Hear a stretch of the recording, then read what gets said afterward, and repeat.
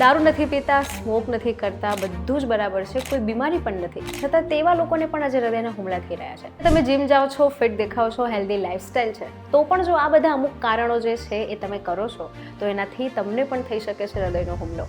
કયા એ કારણો છે, કઈ કઈ સાવચેતી રાખવી જોઈએ, જાણીશું આજના વિડીયોમાં.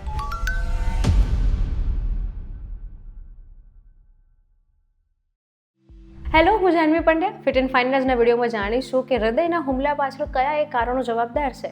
એના કોઈ બીમારી છે કે એના પછી કોઈ બીજા ડિસીઝ છે, પરંતુ અમુક આ જે તમારી આદતો છે જેના કારણે હૃદયનો હુમલો તમને પણ થઈ શકે છે. Heart disease. ખાસ કરીને ભારતમાં હૃદયના હુમલાના કિસ્સા ઘણા બધા વધી ગયા છે. NCRBના ડેટા મુજબ 2022માં જ ભારતમાં હૃદયનો હુમલોથી થતા મૃત્યુમાં 12.5% વધારો થયો. જેમાં આગળ કહ્યું એમ કે પહેલા તો એવું લાગતું કે ભાઈ હાર્ટને લઈને કોઈ બી ડિસીઝ એ તો મોટી ઉંમરના લોકોને જ થાય, પરંતુ હવે આ એકદમ ખોટું સાબિત થઈ રહ્યું છે. કોઈ પણ ઉંમરના લોકોને ગમે ત્યારે હૃદયનો હુમલો આવે છે. તાજેતરના જ MASALA સ્ટડી મુજબ સાઉથ એશિયન લોકો, ખાસ કરીને ભારતીયોમાં હાર્ટ ડિસીઝનો ખતરો વધારે હોય છે, ભલે તેઓ બહારથી હેલ્ધી લાગે. પણ કયા એ કારણો જવાબદાર છે કે જો તમે હેલ્ધી ફિટ દેખાવ છો ભલે, પરંતુ હૃદય તમારું કદાચ બરાબર નથી?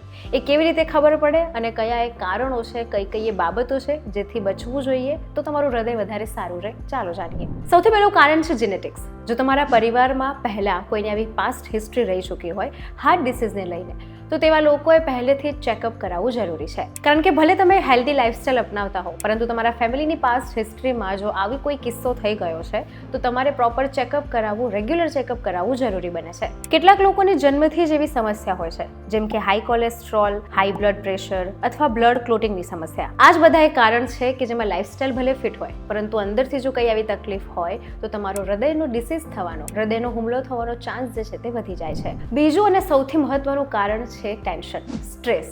જો તમે લાંબા સમયથી કોઈ એક જ વસ્તુને લઈને સ્ટ્રેસમાં છો, ચિંતામાં છો, તેના કારણે તમારું બોડી હંમેશા અલર્ટ મોડમાં રહે છે. બ્લડ પ્રેશર વધે છે, હાર્ટ રેટ વધે છે અને આને કારણે પણ તમારા હૃદય પર અસર થઈ શકે છે. આ બધું જ ધીમે ધીમે બ્લડ વેસલ્સને નુકસાન પહોંચાડે છે અને હાર્ટ ડિસીઝનો ખતરો વધી જાય છે. એટલે ખાલી ફિઝિકલ હેલ્થ નહીં, પરંતુ તમારા શરીર માટે ને તમારા હાર્ટ માટે તમારી મેન્ટલ હેલ્થ પણ ખૂબ મહત્વની છે.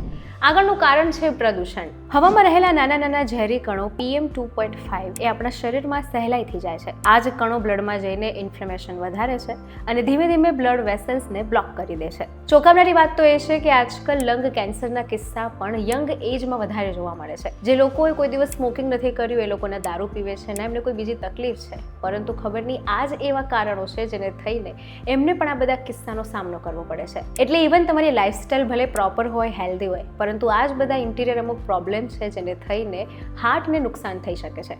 એટલે પ્રદૂષણથી બચવા માટે માસ્ક પહેરવું ખૂબ જરૂરી છે, કારણ કે આ એ જ કણો છે કે જે તમારી બ્લડ વેસલ્સમાં જાય છે અને જેને કારણે તમને હાર્ટના અલગ અલગ ડિસીઝ થઈ શકે છે અને હૃદયનો હુમલો પણ થઈ શકે છે. ચોથું કારણ અમુક એવી બીમારી કે જેના લક્ષણ જોવાતા નથી, જોવાય તો લાંબા સમયે જોવાય છે અને તમને એનું ધ્યાન હોતું નથી. જેમ કે LPA, લિપોપ્રોટીન, એક પ્રકારનું કોલેસ્ટેરોલ છે જે બ્લડ વેસલ્સમાં પ્લેક જમાવવાનું કામ કરે છે, જેને એથેરોસ્કેલેરોસિસ કહેવાય છે. આ સિવાય પણ શરીરમાં ચાલતું લાંબા સમયનું ઇન્ફ્લેમેશન, ઇન્ફેક્શન, આ બધા પણ રીઝન બની શકે છે તમારા હૃદયને નુકસાન પહોંચાડવાના. એટલે જો તમારા પરિવારમાં હૃદયને લઈને કોઈ પણ ભૂતકાળમાં એવા કોઈ કિસ્સા થઈ ગયા હોય, કોઈ પાસ્ટ હિસ્ટ્રી હોય, તો તેવા લોકોએ, તેવા પરિવારના દરેક સભ્યોએ પ્રોપર રેગ્યુલર ચેકઅપ કરાવવું ખૂબ જરૂરી છે. આ સાથે લાઈફસ્ટાઈલ મેન્ટેન કરવા માટે, સ્ટ્રેસ ઓછો કરવા માટે મેડિટેશન, યોગા, બ્રીધિંગ એક્સરસાઇઝ, આ બધું પણ ખૂબ મહત્વનું છે. હૃદયને સારું રાખવા માટે સારી આદતો અપનાવો, સંતુલિત આહાર લો, વધુમાં વધુ ફળ, શાકભાજી લો, નિયમિત કસરત કરો, રોજ થોડું ચાલવું, દોડવું, યોગ કરવાથી તમારું હાર્ટ હેલ્ધી રહે છે. આ સાથે સમયાંતરે ચેકઅપ કરાવવું ખૂબ જરૂરી છે. એમાં ખાસ કરીને જો બ્લડ પ્રેશર કે કોલેસ્ટેરોલ હોય તો પ્રોપર ચેકઅપ કરાવવું જોઈએ. આ સાથે પૂરતી ઊંઘ લેવી જોઈએ. 7 થી 8 કલાકની ઊંઘ તમારા હૃદયને પણ હેલ્ધી રાખે છે. આ સાથે હવે ઉનાળો શરૂ થશે એટલે પાણી ખૂબ પીવો, કારણ કે પાણી પણ તમારા શરીર માટે અને તમારા હૃદય માટે ખૂબ જરૂરી છે. કોઈ પણ એવા લક્ષણ કે બીમારી તમને લાંબા સમય સુધી હોય, એ રિકવર ના થતી હોય, તો તેવા કિસ્સામાં ડોક્ટર પાસે ચેકઅપ કરાવવું ખૂબ જરૂરી છે. આ સિવાય પણ નિયમિત રેગ્યુલર ચેકઅપ કરાવવું, જેથી આવા વિધિ બીમારીથી કે પછી આ પ્રકારના કોઈ પણ લક્ષણ હોય તેથી બચી શકાય અને સમય પહેલા જેની સાવચેતી તમે કરી લો તો precaution is better than cure, તો તમે હાર્ટ ડિસીઝથી પણ બચી શકો છો. એ સમજવું ખૂબ જરૂરી છે કે આ healthy heart is a happy heart. આવા જ ઇન્ફોર્મેટિવ વિડીયોઝ માટે જોડાયેલા રહો VTV ડિજિટલ સાથે.